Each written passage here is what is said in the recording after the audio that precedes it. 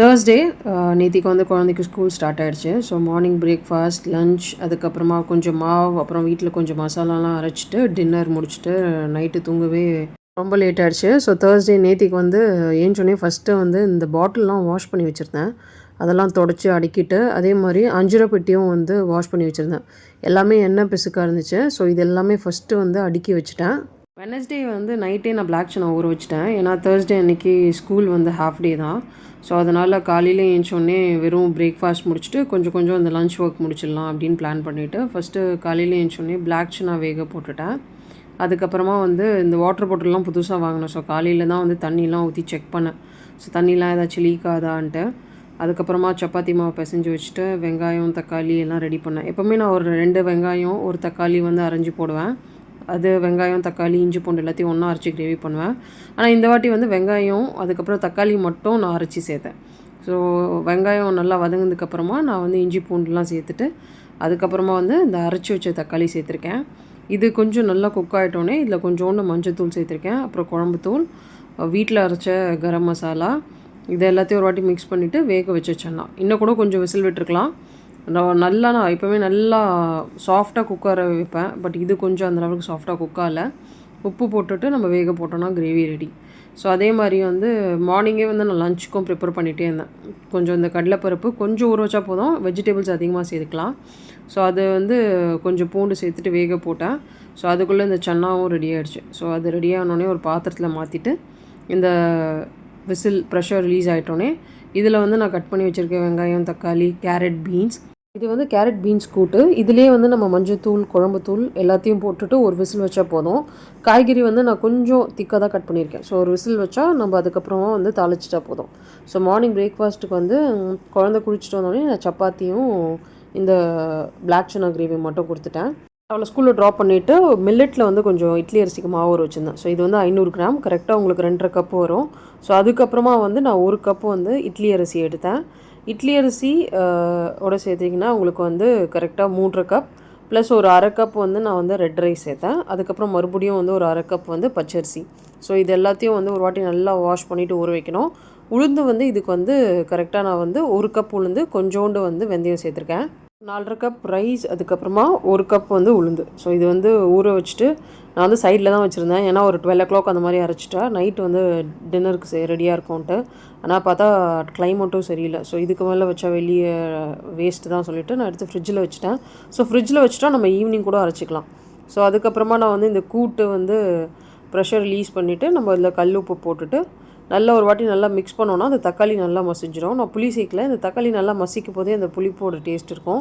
அதுக்கப்புறமா நம்ம கடுகு, சீரகம், உளுத்தம்பருப்பு, காஞ்ச மிளகாலாம் போட்டு தாளிச்சிட்டோன்னா கூட்டு ரெடி. நெக்ஸ்ட்டு வந்து நான் ரெடி பண்ணது வந்து வெண்டைக்காய் பொரியல். ஸோ வெண்டைக்காய் பொரியலும் கூட்டும் தான் லஞ்சுக்கு ரெடி பண்ணேன்.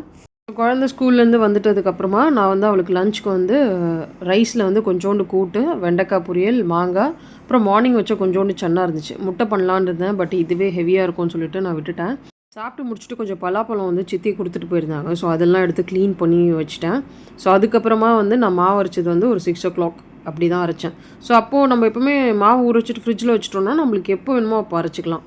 ஸோ இதுவே நம்ம வந்து ஒரு 8 hours வெளியே வச்சோ 12 hours மேலாம் ஒரு வெளியே வச்சோன்னா ஒரு மாதிரி ஆகிடும். ஸோ ரொம்ப டைம் ஆக போகுதுன்னா நம்ம ஃப்ரிட்ஜில் வச்சுக்கலாம். ஸோ ஃபஸ்ட்டு உளுந்து, வெந்தயம், கொஞ்சம் கல் உப்பு, தண்ணி சேர்த்து அதை அரைச்சி ரெடி பண்ணி வச்சுட்டேன். ரெண்டாவது இந்த மில்லட், இந்த ரெட் ரைஸ்லாம் ஊற வச்சுருக்கோம்ல.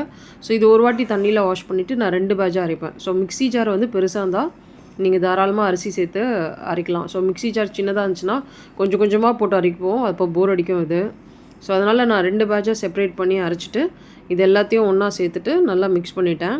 நாளைக்கு மார்னிங் எந்த மாவு வேணுமோ அதை வந்து நான் ஒரு சின்ன பாத்திரத்தில் மாற்றிட்டு ஸோ அதையும் வந்து நல்லா கையில் வந்து மிக்ஸ் பண்ணணும். ஸோ இதை நெக்ஸ்ட் டே நல்லா புளிக்கணும்னா இதை இந்த பாத்திரத்தில் ஊற்றுறத ஒரு வாட்டி கையில் நல்லா மிக்ஸ் பண்ணி வச்சோன்னா மார்னிங் புளிச்சிடும். ஸோ அதை மிக்ஸ் பண்ணிவிட்டு நான் ஓரமாக எடுத்து வச்சிட்டேன். அதுக்கப்புறமா வந்து நைட்டு மசாலாலாம் அரைக்கலான்னு ரெடி பண்ணேன். கொஞ்சம் சாம்பார் பொடி, மிளகு பொடி, அதுக்கப்புறம் ரசப்பொடி, சீரகப்பொடி. சீரகப்பொடி வந்து நான் வந்து இந்த சன்னா கிரேவிலாம் பண்ணும்போது போடுவேன். ஃப்ளேவரும் நல்லாயிருக்கும், அதே மாதிரி ஜீரணத்துக்கும் நல்லது. ஸோ ஃபஸ்ட்டு சீரகம் தனியாக வறுத்து வச்சுட்டேன் சீரகப்பொடிக்கு. அதுக்கப்புறம் மிளகு தனியாக வறுத்து வச்சுட்டேன். நெக்ஸ்ட்டு ரசப்பொடிக்கு வந்து மிளகு, சீரகம், அதுக்கப்புறம் கொஞ்சோண்டு தோரம் பருப்பு, தனியா, காஞ்ச மிளகா, இதில் வந்து கொஞ்சம் கருவேப்பிலை தனியாக வறுத்து சேர்க்கணும். ஸோ இதுதான் எப்போவுமே அரைக்கிறது. சாம்பார் பொடி வந்து நான் ஃபஸ்ட் டைம் ட்ரை பண்ணேன். கொஞ்சம் பருப்பு, கடலைப்பருப்பு, அதுக்கப்புறம் பிளாக் உரத் தால் இது எல்லாத்தையும் வறுத்து எடுத்து வச்சுட்டு, அதுக்கப்புறம் கொஞ்சம் சீரகம், மிளகு, அதுக்கப்புறம் வெந்தயம், கடுகு, நெக்ஸ்ட்டு வந்து தனியா. காஞ்ச மிளகா நான் அதிகமாக சேர்க்கல. ஏன்னா குழம்பு தூள் யூஸ் பண்ணிவிட்டு கொஞ்சம் இந்த தூள் யூஸ் பண்ணால் கரெக்டாக இருக்கும்னு சொல்லிட்டு நான் காஞ்ச மிளகாலாம் ஒரு 20, 30லாம் சேர்க்கல. அப்புறம் கருவேப்பிலை வறுத்து வச்சுட்டேன். கருவேப்பிலை வந்து ரசத்துக்குமோ அப்புறம் சாம்பாருக்குமோ அதே மாதிரி இந்த கட்டி பெருங்காயம் சொல்லுவாங்க. ஸோ இதுவும் தனியாக ரெடி பண்ணி வச்சுட்டேன். ஸோ ஆனால் வந்து இது வந்து எண்ணெயில் பொரிச்சா தான் அரைக்குமான்னு தெரியல. எனக்கு வந்து நல்லா பவுட்ரு நான் சின்ன சின்னதாக கட் பண்ணி போட்டு அரைச்சேன். அதுக்கப்புறம் இந்த ஃபஸ்ட்டு நான் வந்து சீரகம் அரைச்சேன், அப்புறம் மிளகு அரைச்சேன், அதுக்கப்புறம் ரசப்பொடி, ஃபைனலாக வந்து இந்த சாம்பார் பொடி. இதில் வந்து கொஞ்சம் மஞ்சத்தூள் போட்டு அரைப்பாங்க. நான் அதை மறந்துட்டேன், எடுத்து வச்சிருந்த டப்பாவை ஆனால் மறந்துட்டேன். ஸோ அதுக்கப்புறமா நான் என்ன பண்ணேன்னா இது எல்லாத்தையும் வந்து டப்பாவில் ஆறுனதுக்கப்புறம் ஸ்டோர் பண்ணி வச்சுட்டேன். ஸோ இந்த மாதிரி நான் வந்து பொடி அரைச்சி வச்சுட்டேன்னா எனக்கு வந்து நான் எப்போவுமே ஃப்ரீக்வெண்ட்டாக யூஸ் பண்ணுறதால டக்குன்னு காலி ஆகிடும். ஸோ ஒரு வாட்டி யூஸ் பண்ண பாத்திரத்துலாம் தூக்கி ஷிங்கில் போட்டுட்டு நான் மறுபடியும் வந்து டின்னருக்கு தான் ரெடி பண்ணேன். ஏன்னா டின்னரே நேற்றுக்கு சாப்பிடும்போது 8:30 ஆகிடுச்சு. வெங்காயம் வதங்கிட்டு இஞ்சி பூண்டுலாம் வதங்கினதுக்கப்புறமா அந்த காய்கறி பாஸ்தா போட்டுட்டு இந்த மேகி மசாலா ஒரு 1.5 மேகி மசாலா போட்டிருக்கேன். ஸோ இது விசில் வச்சோன்னா பாஸ்தா ரெடி. எனக்கு வந்து இந்த சுக்கு காஃபியும் ட்ரை பண்ணணுன்னு ரொம்ப ஆசை. ஸோ அதனால் சுக்கு வந்து ஒரு 40 கிராம்ஸ், இந்த தனியா வந்து 20 கிராம்ஸ் எடுத்துகிட்டு மிளகு கொஞ்சோண்டு ஏலக்காவோடு சேர்த்து இதையும் அரைச்சி வச்சுட்டேன். ஏன்னா மார்னிங் வந்து நான் டீ காஃபி குடிக்கிறதில்ல. ஸோ இதை அரைச்சி ரெடி பண்ணி வச்சோன்னா மார்னிங் மட்டும் இது குடிக்க நல்லாயிருக்கும்ன்ட்டு ட்ரை பண்ணேன்.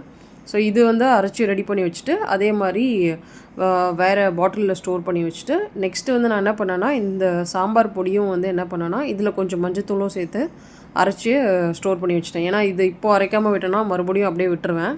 அதுக்கப்புறம் நைட் டின்னர் சாப்பிட்டோம். ஸோ இவ்வளோ ரெடி பண்ணால் தான் இந்த ஸ்கூலுக்கு போகிற டைமில் கொஞ்சம் ஒர்க் ஈஸியாக இருக்கும். ஸோ எல்லா மசாலும் கொஞ்சம் கொஞ்சம் தான் அரைச்சி வைப்பேன். ஸோ ஃப்ரீக்வெண்ட்டாக தேவைப்போ தான் அரைச்சிப்பேன்.